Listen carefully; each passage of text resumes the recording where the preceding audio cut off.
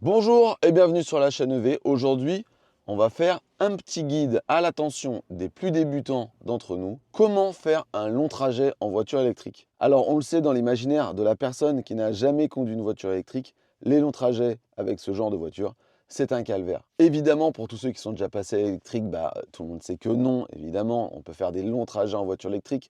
Très souvent, ça se fait dans le même temps qu'une voiture thermique. Pourquoi? Parce que oui, une voiture électrique, forcément, ça doit s'arrêter pour recharger pendant le trajet. Mais en voiture thermique, on s'arrête aussi pendant le trajet. Et oui, on fait des pauses. Et ben, en voiture électrique, ces pauses-là, on branche la voiture. Bref, aujourd'hui, on est au volant d'une Renault Scénic dans sa version iconique, donc le haut de gamme.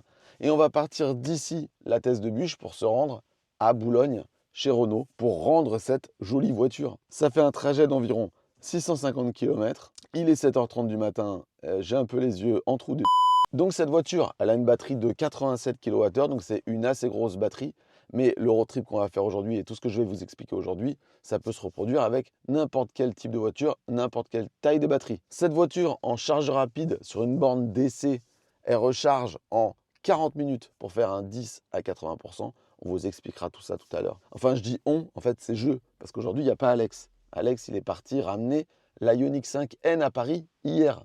Voilà. Donc cette voiture, c'est le haut de gamme de la gamme Scénic. Elle coûte 48 990 €. Et si vous voulez acheter cette voiture ou n'importe quelle autre voiture électrique, je vous invite à vous rendre sur notre site La Chaîne EV, rubrique Comparer les LOA. Vous remplissez un petit formulaire, ça prend 2 minutes. Vous décrivez quelle voiture vous voulez, la longueur du LOA que vous voulez, combien de kilomètres vous pensez que vous allez faire. Et vous recevrez jusqu'à 3 offres de LOA différentes pour pouvoir comparer les prix et les services. Vous êtes obligé de signer avec personne, c'est gratuit. Vous pouvez même recevoir des offres de LOA sur des voitures reconditionnées, des voitures d'occasion quoi. Donc voilà, l'adresse est en description, lachaînev.fr, rubrique comparer les LOA. Bon, évidemment, n'hésitez pas à vous abonner à cette chaîne, on le dit toujours mais c'est vrai, plus on a d'abonnés, plus c'est facile pour nous d'avoir des voitures et de vous faire des vidéos sympas. Et n'hésitez pas aussi à nous rejoindre sur Instagram. C'est sur Instagram que vous allez le plus suivre l'actu de la chaîne EV. Je parle beaucoup, c'est long. Allez, on attaque le guide vraiment. Première chose, quand vous partez en road trip, vous devez partir avec du matériel, à savoir vos câbles de recharge évidemment. Le câble type 2 pour vous charger sur des bornes à destination, les petites bornes qu'on trouve en ville, les petites bornes qui n'ont pas de câble attaché. Ça, c'est les bornes lentes.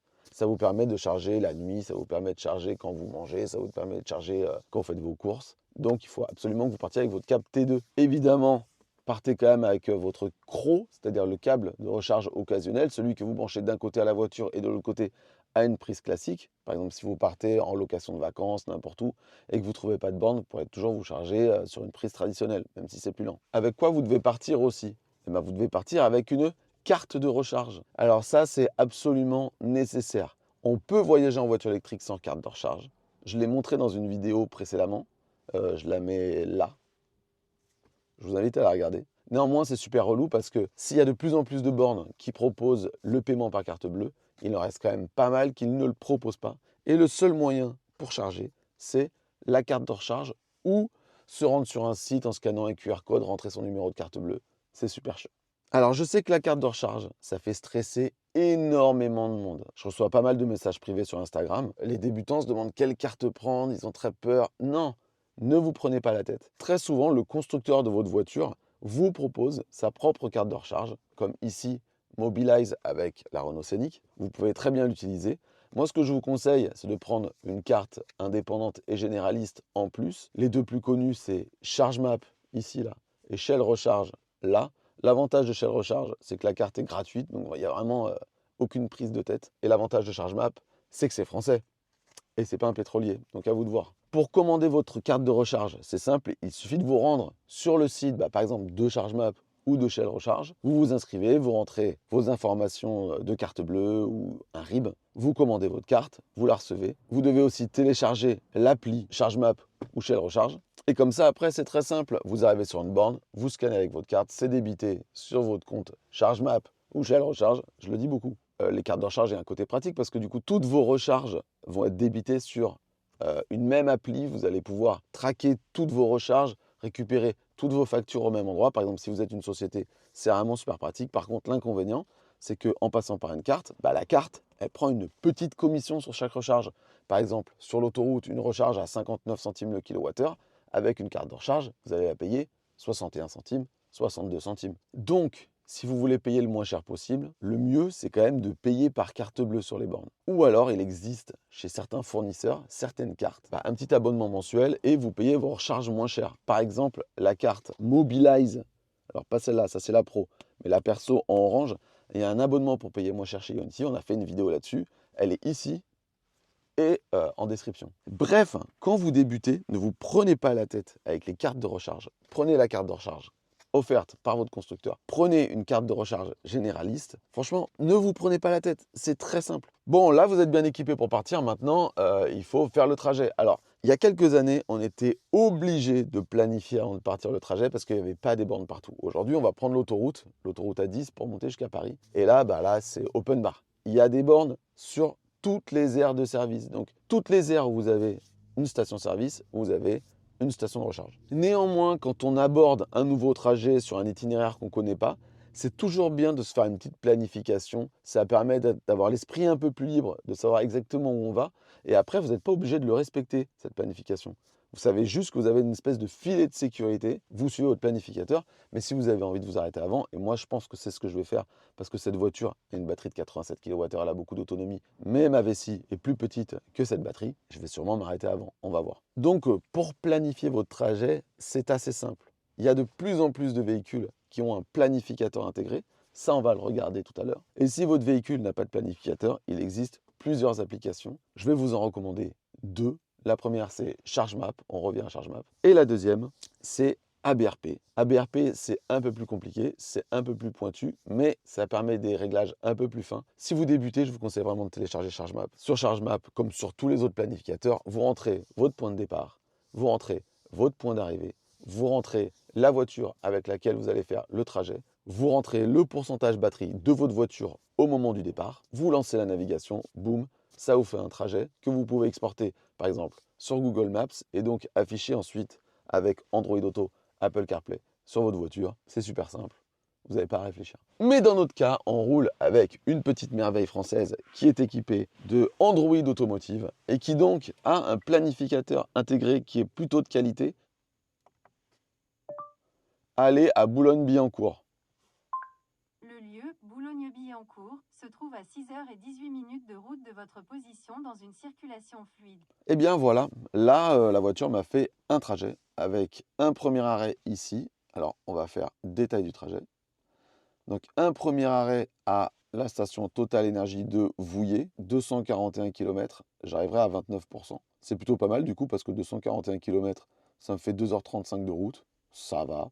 Deuxième arrêt, station Ionity de Saint-Épin. Je ne connais pas cette station, tiens. J'arriverai à 10%. Ah bah si, Fontaine-Colette, ok. Et j'arrive à Boulogne avec 23%. Voilà, comme ça là, je n'ai absolument pas à réfléchir sur mon trajet. Mais encore une fois, je ne vais pas forcément respecter cette consigne. Mais voilà, si je fais démarrer, eh ben c'est parti. Voilà, on y va.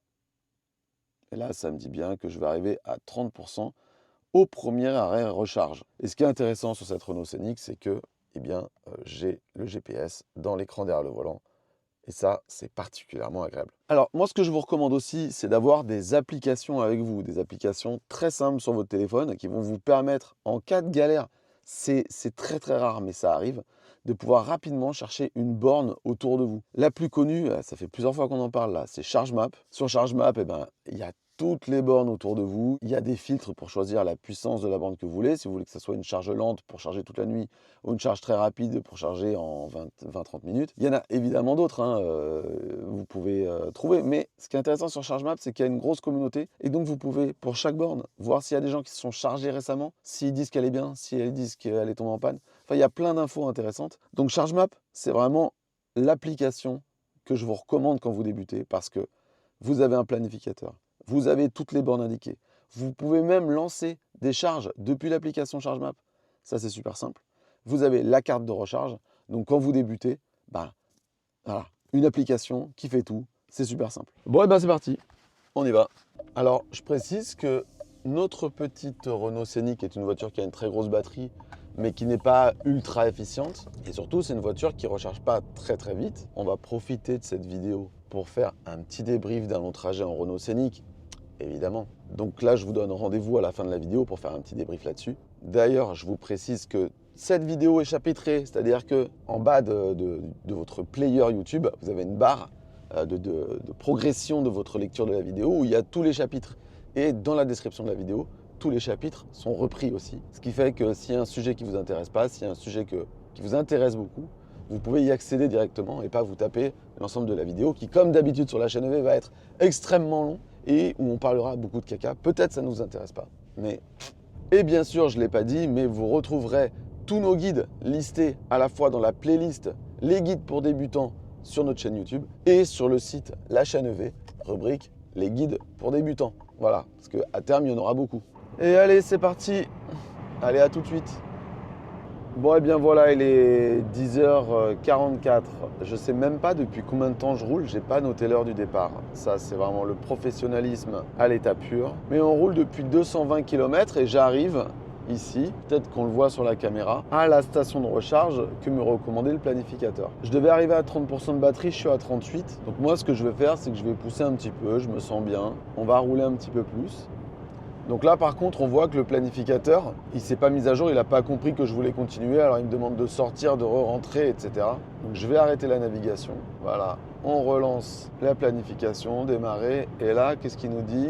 On est reparti sur 2 arrêts recharge. Voilà, là, on a un nouveau chemin, on le voit ici.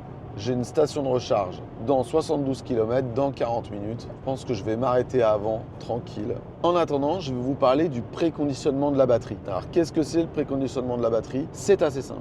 Votre batterie, elle doit être à une certaine température pour accepter la puissance de charge maximale. Par exemple, cette Renault Scénic, avec cette batterie, il faut qu'elle soit à environ 25 degrés pour prendre sa charge maximale. Mais il y a des voitures comme la Renault Mégane ou ma Tesla Model 3 à petite batterie qui doit être à une température de 35 degrés. Et donc, le préconditionnement, il va faire en sorte que quand vous arrivez à une station, la batterie soit à la température parfaite, donc pour prendre sa charge. Et donc vous faire rester le moins de temps possible au chargeur. Donc là, il fait 18 degrés. La température nécessaire au bon fonctionnement de la charge, on ne la connaît pas sur tous les modèles, donc c'est difficile à savoir. Mais en gros, en été, quand vous faites des longs trajets, le préconditionnement, c'est pas très utile. Par contre, en hiver, sur certaines batteries, c'est très important. Alors comment ça marche le préconditionnement? Il y a 2 types de préconditionnement. Il y a le préconditionnement automatique. Là, par exemple, on a fait une planification. Ma voiture sait que dans 37 minutes, je vais arriver à une station de recharge et donc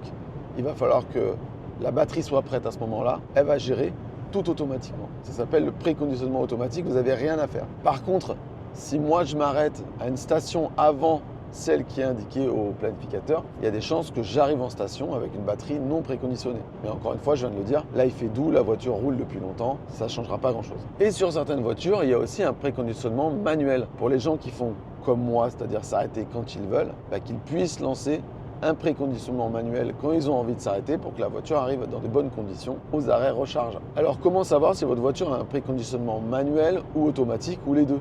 Ou pas du tout? Eh bien, on a fait une page pour ça. Sur la chaîne EV.fr, rubrique critères VE, il y a tous les critères de tous les modèles qu'on a essayés et parmi ces critères, il y a le préconditionnement. Alors malheureusement, on n'a pas essayé toutes les voitures du marché, mais déjà, ça vous donne un bon aperçu de ce qu'une trentaine de véhicules peuvent faire à ce niveau-là. Sinon, il faut consulter les caractéristiques du véhicule que vous voulez acheter ou du véhicule que vous avez déjà pour savoir comment il se comporte. Petite précision sur le préconditionnement, si vous roulez en hiver, que votre batterie est froide et que le préconditionnement se lance, il va chauffer la batterie. Pour chauffer la batterie, il va utiliser de l'énergie, de l'électricité.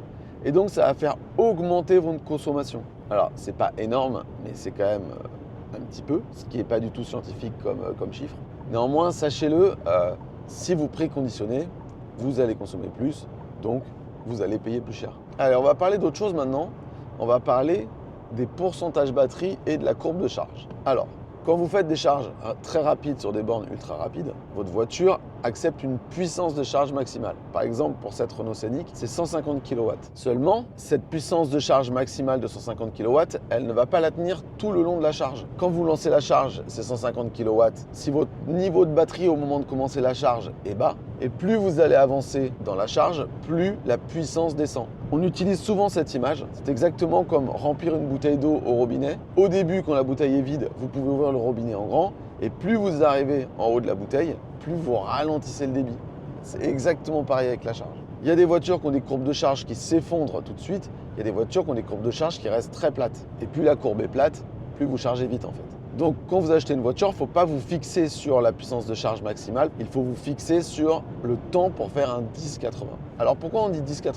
Parce que justement, généralement, à partir de 80%, c'est vraiment le moment où la puissance est devenue trop faible et vous allez passer trop de temps à charger. Si vous continuez au-delà de 80, vous irez beaucoup plus vite pour faire un long trajet en débranchant votre voiture à 80%, en roulant jusqu'à 10% à la station d'après et en rechargeant.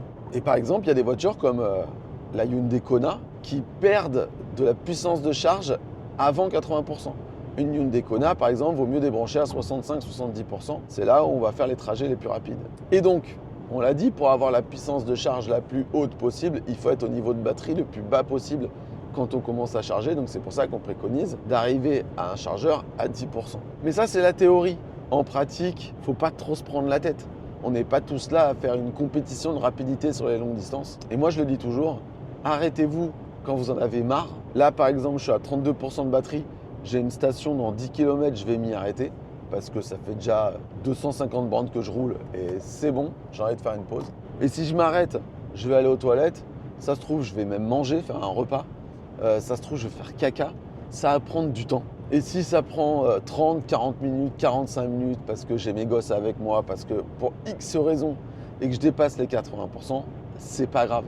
Voilà, sachez-le, la théorie, pour aller le plus vite possible, il faut arriver à 10% et charger jusqu'au moment où on voit que la puissance de charge diminue trop et partir. Si vous voulez faire un voyage cool, chargez-vous comme vous voulez.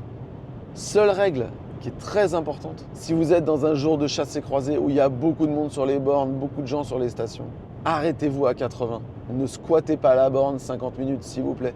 Créez une rotation et laissez de la place aux autres. Soyez citoyens. Bon, et puis troisième chose que je voulais dire avant qu'on s'arrête pour recharger, c'est le port de charge. Aujourd'hui en Europe, il y a une norme, c'est la prise CCS. Toutes les voitures qui sont vendues en France actuellement ont un port CCS. Et toutes les bornes rapides sur autoroute, elles ont une prise CCS. Donc si vous achetez une voiture et que vous voulez faire des longs trajets avec, il n'y a pas d'hésitation, il faut prendre une voiture avec un port CCS. Aujourd'hui, il y a quelques voitures qui sont vendues sans port de charge rapide, par exemple Twingo, certaines versions de la Mégane, certaines versions de la future Renault 5. Oubliez ces versions s'il vous plaît.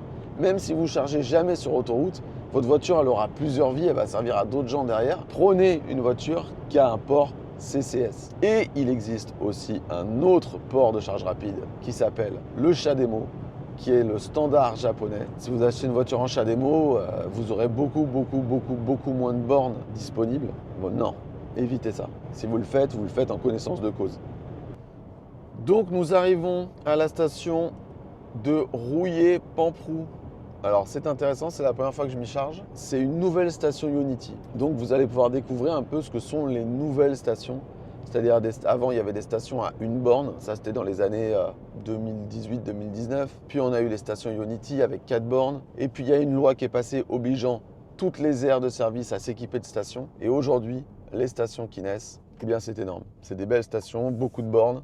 Donc ça, c'est quelque chose de très important. C'est que beaucoup de gens vont vous dire, oui, les bornes, c'est souvent en panne. C'est vrai que ça arrive les bornes en panne. Sauf que quand tu arrives sur une station où il y a 4 bornes et qu'il y en a une en panne, bah, tout de suite c'est problématique, ça se voit beaucoup et il reste plus beaucoup de place. Quand tu arrives comme ici sur une station où il y a 1, 2, 3, 4, 5, 6, 7, 8, 9, 10, 11 bornes et qu'il y en a 2 en panne, bon bah ça laisse quand même de la place pour les autres. Donc voilà, là on arrive sur une belle station avec une ombrière, avec Ionity marqué ici. Ça ressemble beaucoup à une station-service. Petit avantage ici, elle est un peu loin de la station-service et des commerces. Ce qui fait qu'il y a peu de gens qui ont envie de se garer ici. Là, il y a beaucoup de bornes, on est bien, on va charger, on va voir comment ça marche. Moi, mon port de charge sur cette Scénic est à l'avant. C'est sympa, on voit ici que je suis bien entre les lignes, c'est cool. On est arrivé. Alors, tout à l'heure, on a parlé des cartes de recharge. Je vous ai parlé des cartes de recharge constructeur. Quand vous avez une Renault, vous pouvez avoir une carte Mobilize. D'ailleurs, même quand vous n'avez pas une Renault, vous pouvez avoir une carte Mobilize. Je pense que c'est un bug pour l'instant. On a fait une vidéo à ce sujet, je vous la montre là. Et ce qui est très intéressant avec cette carte Mobilize, c'est que vous pouvez prendre un abonnement à 4,99 €, je crois. Je me souviens plus, je le mets en dessous. Et chez Ionity, on est justement chez Ionity, quand on paye cet abonnement à 4,99 € par mois sans engagement, eh ben, on fait baisser considérablement le prix de la recharge. Mais ça, je vous en parlerai à la fin de la recharge. On fera un petit bilan. De toute façon, on fera un bilan à la fin de la vidéo. Allez, zou. Donc, le port de charge est ici. On a parlé du combo CCS. Le combo CCS, c'est quoi? Ça, c'est la prise T2 pour recharger à la maison. Et le combo CCS, il faut juste retirer ce petit cache. Et voilà, c'est l'ensemble des deux. Ici, c'est la partie communication. Et ici, c'est les deux gros plots pour passer la puissance. On le voit à la prise. Hop, voilà. Donc voilà, j'ai branché. Donc sur cette station, on peut voir que le prix est indiqué 0,59. Si on paye avec un contrat de mobilité, c'est-à-dire une carte de recharge, eh bien il faut se renseigner du prix auprès du fournisseur. Par exemple, si vous payez avec une carte ChargeMap, il faut regarder dans l'application ChargeMap combien ça coûte. Chose intéressante ici, on a un petit lecteur carte bleue, donc on peut payer en carte bancaire. Ça, c'est plutôt positif. Mais nous, vu qu'on a notre abonnement Mobilize et qu'on va payer moins cher, on paye avec la carte Mobilize. On la place là. Et voilà, la charge est partie, on est à 29% donc. On prend 134 kW. Bon. Quoi? Position relax, souhait... Ah. Non, non, non, non. Ouais, relax, vas-y. Oh, sympa ça. Alors là, il y a un truc sympa sur la Scénic, c'est que je suis entré dans la voiture pendant la recharge et la voiture m'a proposé de rentrer en position relax et ça me baisse le siège, ça l'éloigne. C'est vrai que j'ai plus de place, c'est cool. Je vais montrer ce qui se passe. Donc quand vous êtes en train de recharger, on a ici un écran. On a mis un curseur à 100% max. Alors ça, je vous conseille, jamais bloquer la recharge. Si vous mangez et que ça prend plus de temps que prévu, vous rencontrez un pote, on sait jamais. N'importe quoi que vous traînez, ce serait trop dommage de couper la charge à 80%.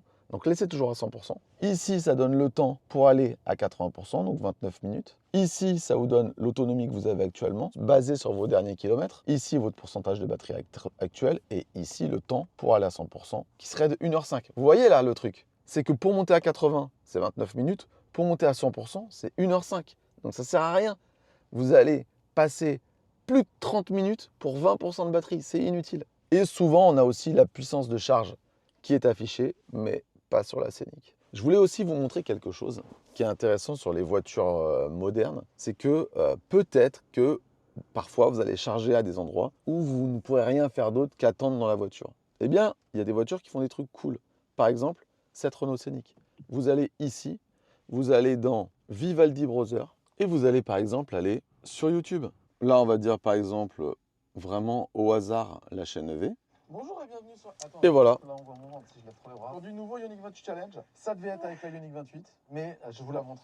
Bref, vous pouvez regarder une petite vidéo YouTube. Il y a plein d'applis, il y a Canal+, enfin bref, vous pouvez passer votre temps tranquillement dans la voiture. Mais moi, c'est pas ce que je vais faire. Moi, je vais aller aux toilettes, je vais aller me prendre un petit café et puis je vais revenir et puis on verra où on en est dans la recharge. On en est actuellement déjà à 50%. Il reste plus que 21 minutes avant d'être à 80%. Donc voilà, dépêchons-nous. Et ben voilà, on est arrivé aux 80% en 31 minutes. On va faire stop. On va se débrancher.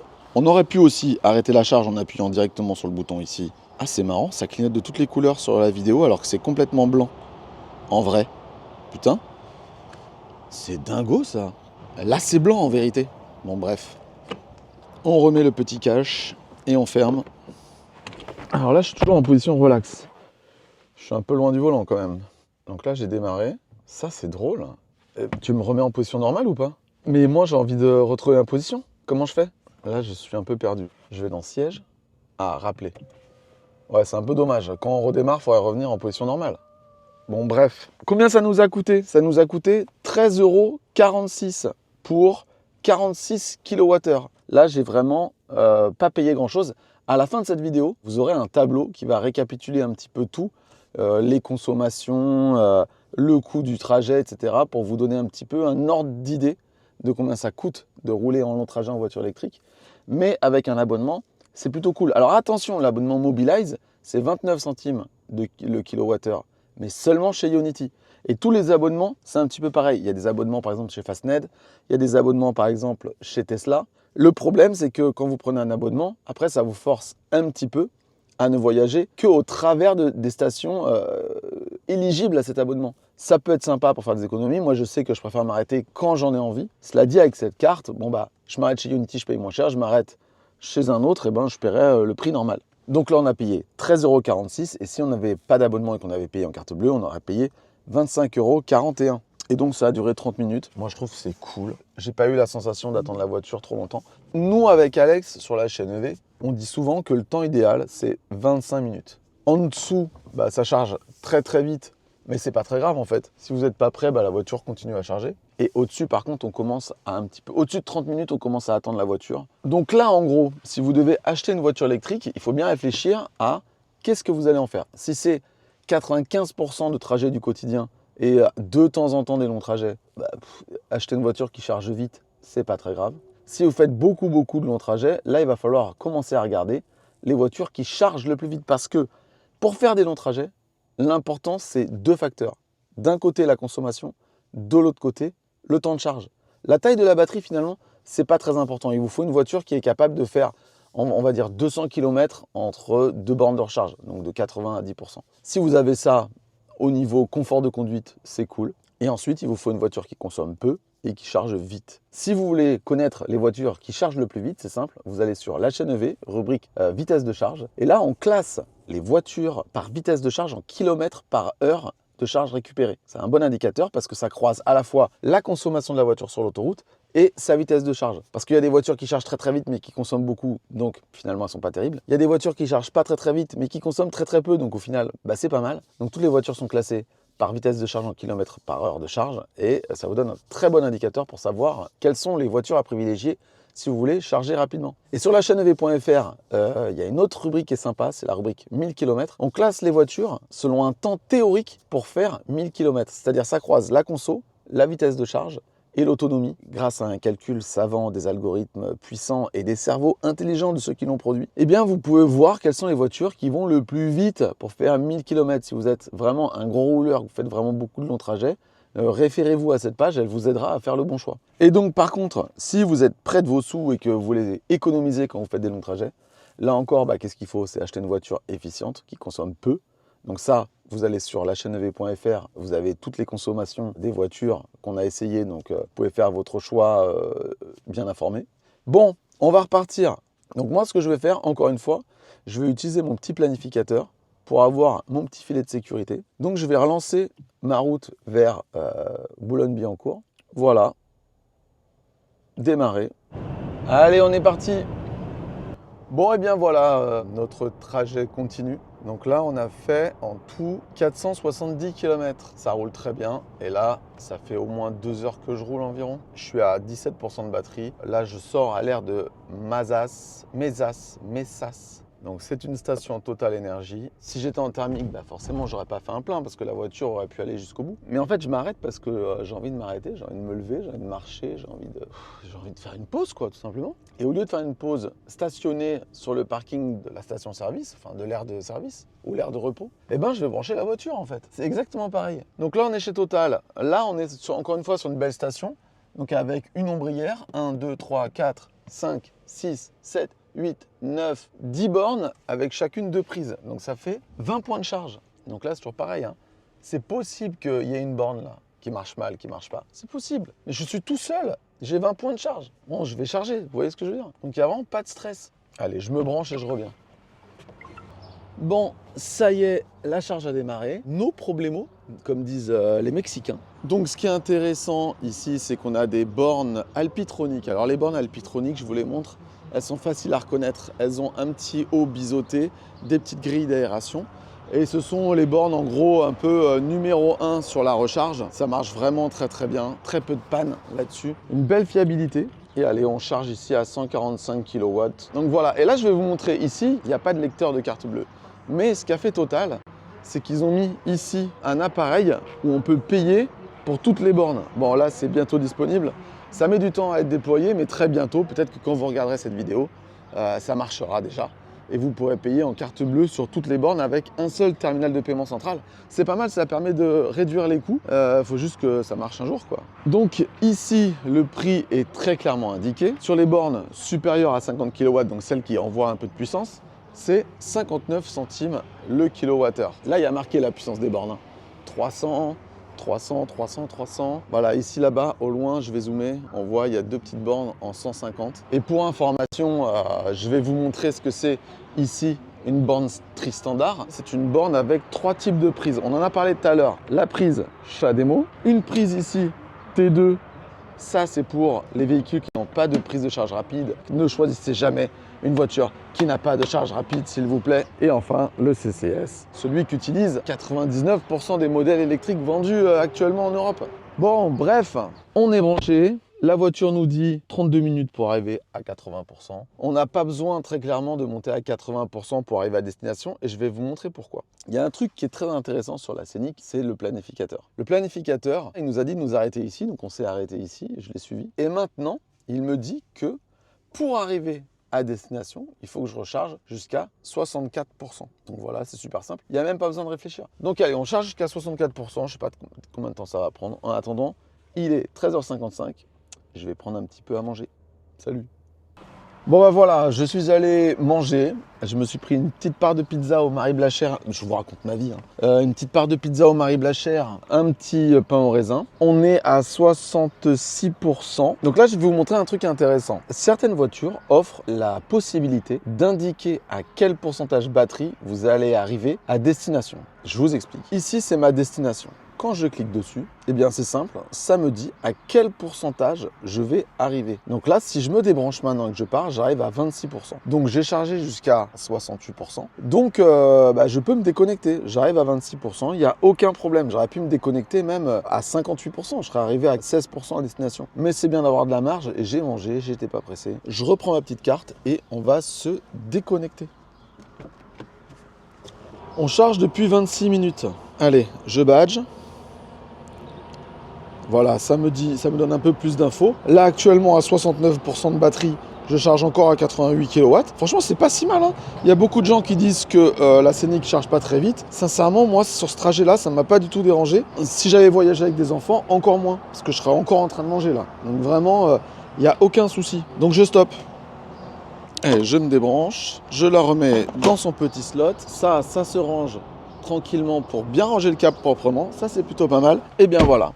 Là, il ne me reste plus qu'à faire 140 km, 1h25. Donc, on va pas se filmer jusqu'au bout. Tout ce que je voudrais vous dire, c'est que, voilà, pour faire ces 650 km, il m'aura fallu 2 arrêts avec cette voiture. Avec une voiture avec une plus petite batterie, on aurait peut-être fait 3 arrêts. Mais, quoi qu'il en soit, le premier arrêt m'a fait du bien pour me reposer. Il a duré 30 minutes, si je me souviens bien. Il aurait pu durer 5-10 minutes de moins, ça aurait fait l'affaire. Là, par contre, le deuxième arrêt sur lequel j'ai mangé, très clairement, je ne l'ai pas vu passer, c'est vraiment du temps masqué. C'est pour ça que quand on dit oui, faut s'arrêter pour recharger, en fait, on s'arrête surtout pour faire des pauses, on s'arrête pour manger. Et finalement, la charge sur ce trajet-là, elle m'aura coûté vraiment peut-être 5 à 10 minutes où j'ai vraiment attendu. Où vraiment, je me suis dit, la voiture, là, je l'attends. C'est pour ça que quand on dit qu'un trajet en voiture électrique, c'est souvent équivalent à un trajet en voiture thermique, c'est une vérité. Sauf pour les gens qui aiment faire tout le trajet one-shot, il en reste encore, malheureusement, ça va un peu contre les recommandations de la sécurité routière. Pour les gens qui aiment faire des pauses, et c'est une majorité selon les études, il y a une étude Vinci par exemple qui dit que la majorité des gens font des pauses, et bien ça ne changera rien à votre vie. Sauf que dans la vie de tous les jours, en dehors des grands trajets, vous allez payer beaucoup moins cher en chargeant à la maison et un confort de conduite qui est vraiment génial, un plaisir de conduite avec une voiture qui a tout le temps du couple, qui est extraordinaire. Une petite précision à propos des charges rapides. Il y a beaucoup de gens qui pensent que les charges rapides dégradent plus rapidement les batteries que les charges lentes qu'on peut faire à la maison. Ça, c'était vrai pour les premières générations de batteries, celles qui étaient mal réchauffées, mal refroidies. Aujourd'hui, il y a des études qui montrent, par exemple, sur 2 groupes de Tesla, un groupe qui a fait beaucoup de charges rapides et un groupe qui en a fait très très peu. Il n'y a pas de différence notable entre la dégradation des voitures qui ont fait des charges rapides et les voitures qui ont fait des charges plutôt lentes. Donc pas d'inquiétude à avoir sur ce sujet. Je ferme les fenêtres parce qu'il y a un peu de bruit à l'extérieur. Donc j'espère que cette vidéo va abattre quelques mythes et vous rassurer sur le fait de passer à l'électrique même pour faire des longs trajets. Premièrement, on l'a vu, ça ne dure pas beaucoup plus longtemps qu'un trajet en thermique. En tout cas, ça ne dure pas 5-6 heures de plus, ça c'est un mythe absolu, sauf à prendre une voiture qui n'a pas de recharge rapide justement. Le fait qu'il n'y ait pas assez de stations, c'est faux. Les créations de nouvelles stations et de nouvelles bornes augmentent bien plus vite que le nombre de véhicules électriques mis en circulation.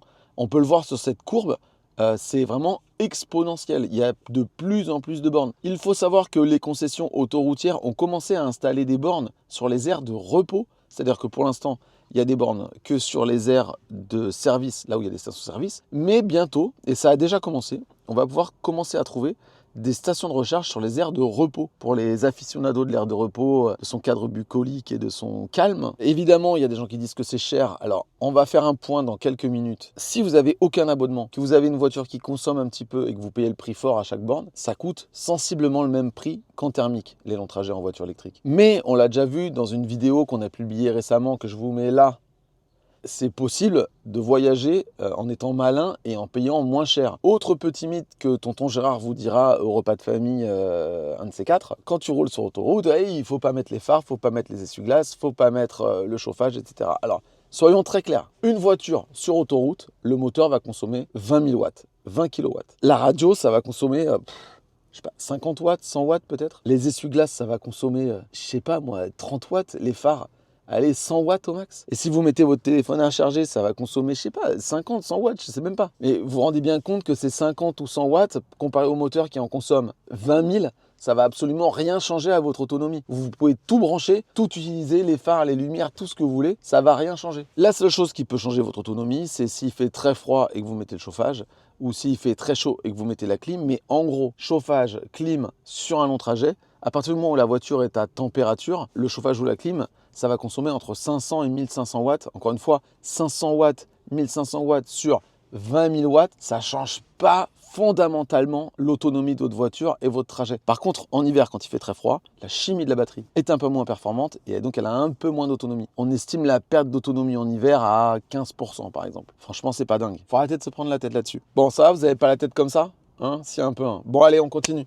On va parler de la Scénic maintenant. Alors déjà, on a fait une grande vidéo sur la Scénic où on l'a fait découvrir en long, en large et en travers. Je vous la mets là. C'est une vidéo qu'on a tournée à Malaga lors d'une présentation presse. Il y a vraiment tout ce qu'il faut savoir. Bien sûr, elle est dans la description. Donc si vous voulez en savoir plus sur la Scénic, c'est cette vidéo-là qu'il faut voir. Sur ce long trajet, qu'est-ce que j'ai trouvé de bien sur la Scénic? C'est les aides à la conduite. Franchement, le régulateur, il est génial. Je trouve que le silence, etc., la vitesse de charge, finalement, elle est vraiment pas mal. Enfin, elle est suffisante. Voilà. Et le système de cette voiture, il se suffit à lui-même. Je trouve qu'il est équivalent à Tesla. On peut installer plein d'applis, etc. Enfin, vraiment génial. Et au niveau des défauts sur son long trajet, je dirais la consommation. Alors là, on n'a pas encore la consommation finale. Je vous la donnerai dans le tableau qui arrive dans 30 secondes, mais c'est un petit peu élevé. Un autre petit défaut, c'est le lane assist. Le lane assist, il marche bien, mais il a tendance à se déconnecter un petit peu de temps en temps et à pas trop prévenir. Il y a un petit bip, mais c'est quand même moins performant que Tesla, le lane assist. C'est dommage parce que le régulateur adaptatif, il est vraiment génial. Et personnellement, alors ça, c'est peut-être un avis complètement personnel, mais je trouve que les sièges sont un peu durs et j'ai un peu mal au cul. Bon, allez, maintenant, pour ceux que les chiffres intéressent, le tableau avec toutes les stats de ce voyage. Allez, rapidement, le petit débrief de ce trajet avec le Renault Scénic. La distance parcourue, 608 km, ça fait déjà un beau trajet. Le nombre de recharges, on l'a vu dans la vidéo 2. Le temps de recharge, 58 minutes, c'était pas la galère. Par contre, les meilleurs de la catégorie, comme par exemple la Ioniq 6, sur le même trajet, n'aurait chargé par exemple que 35 minutes. On va parler conso maintenant avec la consommation globale sur le trajet, 24 kWh au 100. Ah, c'est pas terrible quand même. Surtout si on la compare à sa concurrente principale, la Tesla modèle Y, qui aurait eu une conso inférieure à 20 kWh au 100. Au niveau du coût des recharges sur le trajet, en comptant la recharge à destination au prix EDF, eh bien ça nous aurait coûté de 34 € avec l'abonnement Mobilize Intense si on n'était passé que chez Ionity, à 62 € si on avait payé plein pot sur toutes les bornes sur lesquelles on s'était arrêté. Et au coût, au 100 km, eh ben, ça fait de 5,50 € à 12,20 €. 5,50 €, c'est imbattable. Et 12,20 €, c'est plus ou moins le prix qu'on aurait payé avec une voiture thermique. Et puis, ne l'oublions pas, au niveau du CO2 émis pour ce trajet, eh bien, la voiture, évidemment, n'émet pas de CO2, mais la production d'électricité nécessaire pour la faire rouler, elle, a émis du CO2. Et donc, ça représente environ 7 kg pour ce trajet, 7 kg de CO2. Là où en thermique, ça aurait plutôt été dans les 90 kg. Et oui, parce que ne l'oublions pas, c'est aussi et surtout ça, la voiture électrique, émettre moins de ce putain de CO2. Allez, on passe à la suite.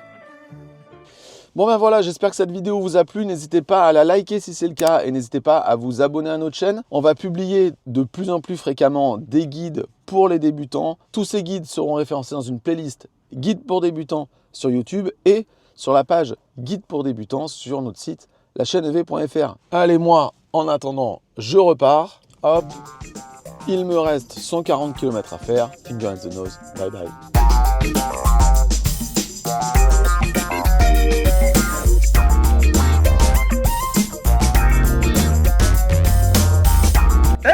Et n'oubliez pas notre nouvelle chaîne YouTube dédiée aux tests produits.